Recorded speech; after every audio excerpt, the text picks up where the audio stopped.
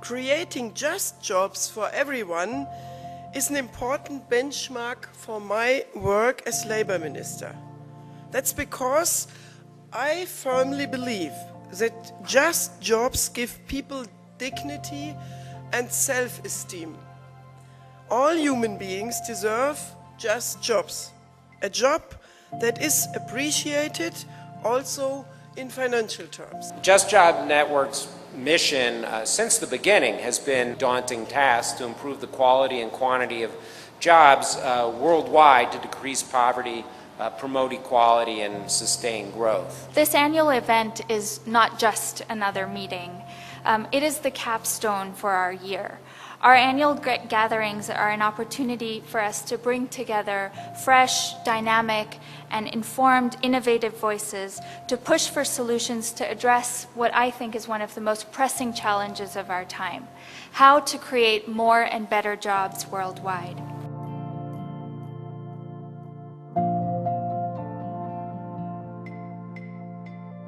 I want to take the notion of competitiveness and basically essentially argue that we really don't want that to be our focus, that we really need to be thinking about something broader than competitiveness and think about policies that we can put into place to enhance productivity. If you give the advice to one country to practice to increase its competitiveness by wage moderation, what you're hoping is that there will be this competitiveness channel, namely that its lower wage costs will boost its exports. So asking some countries to practice wage moderation to regain competitiveness is not going to work unless you're at the same time asking the ECB to be very aggressive about quantitative easing, and you're asking these countries to live up to the commitments to carry out structural reforms, which also helps raise their output. I'm going to make a wage moderation from workers' side. In return for that, there will be some more investment or more jobs and etc. This is a particular case at the enterprise bargaining or sector level bargaining, etc. We expect at least some modest positive impact on investment, but we haven't found either very modest or little, in some cases no impact on investment at all. So if we put in a bit of the political framework of the wage moderation, so we do wage moderation with the expectation that it will boost the investment, for example, but we don't see that has really happened. Job security is a safety net, of course. But the problem with the way in which India has conceptualized job security is that the entire cost of the safety net is borne by the employer. So it's like saying that I'm paying you a wage, but I'm also covering you for effectively an unemployment situation. I think that has created enormous pressures or enormous deterrence to employers from hiring people under this formal contract. And it's to me the single most important explanation of why we have less than 10% organized sector labor and more than 90% unorganized. In some contexts, higher productivity growth is thought to reduce jobs and to lower wages. So I think we need to remember that productivity growth is the foundations for how an economy can produce more, but in the long run, and why do we care about that? Because if you produce more, you can make good on promises. Promises for the young that they will have a future, promises to the old that you will be able to pay their pensions, and also promises to those who have invested in your economy financially.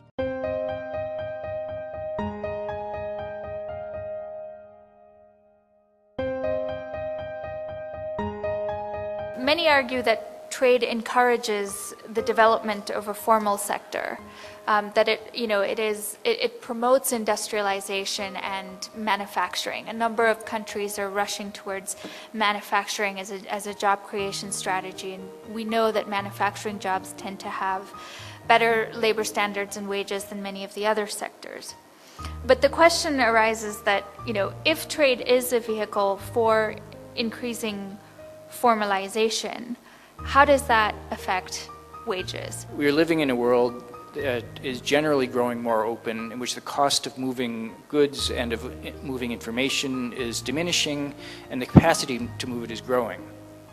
And that in turn means that the trade regimes that we have, and most other governments have as well, are relatively speaking becoming less powerful over time. TPP and more generally the Obama administration's trade program was trying to take all this into account. The world's economy is going to open. Whether we continue with trade agreements or not, the internet will continue to spread, container fleet will continue to grow, all those sorts of things will continue to happen.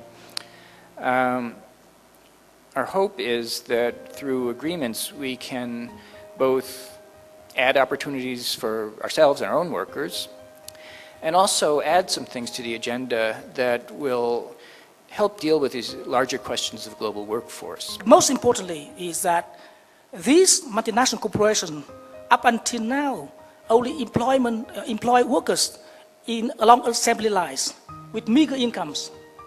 So there is a big challenge for Vietnam to help these workers to move up the wage ladder. It's not clear yet about if TPP can help.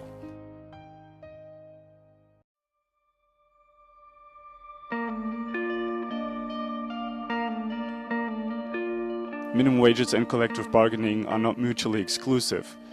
Collective bargaining has to be part of the minimum wage regime in a certain country because it will add on, and it will also increase the wages for workers, in a sense that that minimum wages can only prove a basic wage floor as an absolute minimum.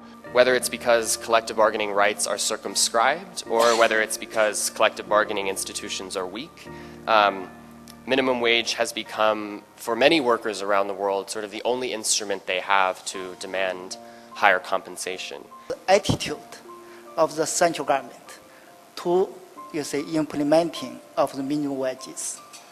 Whether the central government have more emphasize importance of the policy or not.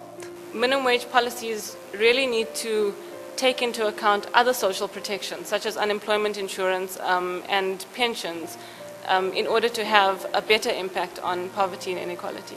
The path to higher wages, to fair remuneration, the path to investing and incentivizing higher productivity, the path to ensuring that people can provide for themselves and their families demands a lot more from us. And I'm very heartened, again, by the fact that we've got the IMF, the World Bank, the OECD, and we had the ILO this morning, all here. And I hope that some of the dialogue here will not only be conveyed to the G20 meetings taking place in this hotel and across the street, but also that these institutions will make the learnings from today part of their doctrine.